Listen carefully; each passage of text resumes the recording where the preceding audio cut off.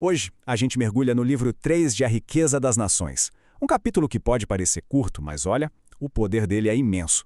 É aqui que Adam Smith basicamente reconstrói toda a evolução econômica da humanidade, sabe? Do campo, passando pelas cidades, até chegar no comércio global. No fundo, é a prova histórica de todas as teorias que a gente viu antes. Olá, sejam bem-vindos! Aqui é o Mentalship, o podcast onde o conhecimento dobra cada informação. Vamos nessa, então, continuar nossa jornada por A Riqueza das Nações.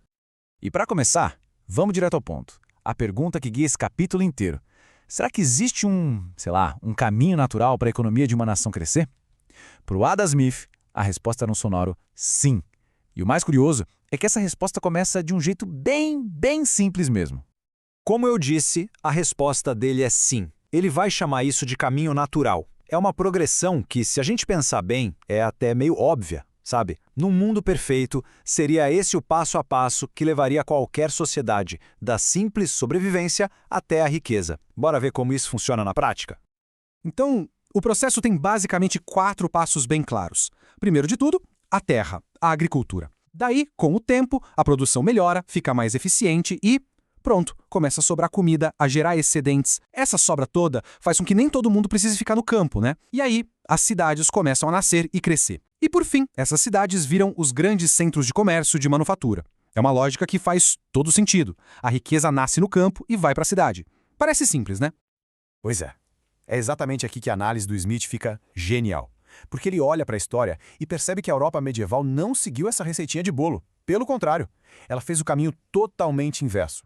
Olha só que interessante esse contraste. O caminho que seria o natural é do campo para a cidade. Mas na Europa, o que aconteceu foi o oposto. O desenvolvimento veio da cidade para o campo. A agricultura não foi a primeira a se desenvolver. Foram as cidades que ressurgiram e só a partir delas o campo começou a ambar para frente. A grande pergunta é, por quê? Por que essa inversão maluca aconteceu? E a resposta para isso está toda numa palavrinha: feudalismo. Pensa na estrutura super rígida que tomou conta da Europa depois da queda de Roma. A gente tinha senhores feudais, donos de terras gigantescas e improdutivas. Os servos não tinham liberdade nenhuma para inovar, para buscar algo novo. O comércio era todo amarrado por monopólios e as cidades eram fracas, isoladas. Esse sistema todo simplesmente travou, bloqueou o desenvolvimento natural que deveria ter começado na agricultura. Ok, então se o campo estava parado no tempo, de onde é que veio a faísca da mudança?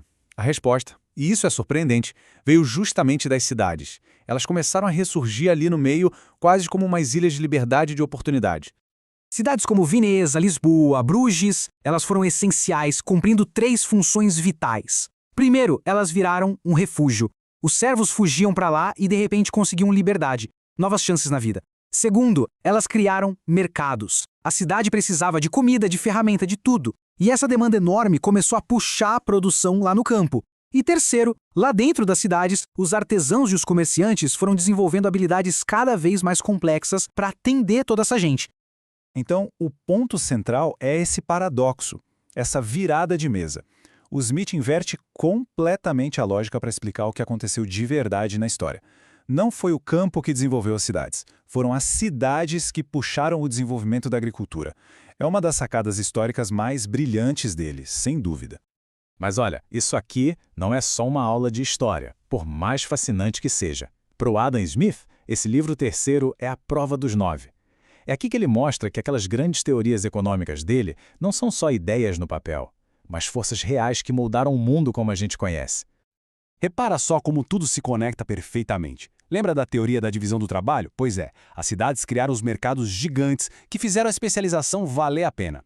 E a acumulação de capital veio dos comerciantes ricos que pegaram seus lucros e reinvestiram, melhorando as terras, a infraestrutura. E a liberdade econômica? Bom, o crescimento absurdo das cidades livres, comparado com a paralisia do campo feudal, foi a prova final. A história, na prática, confirmou a teoria.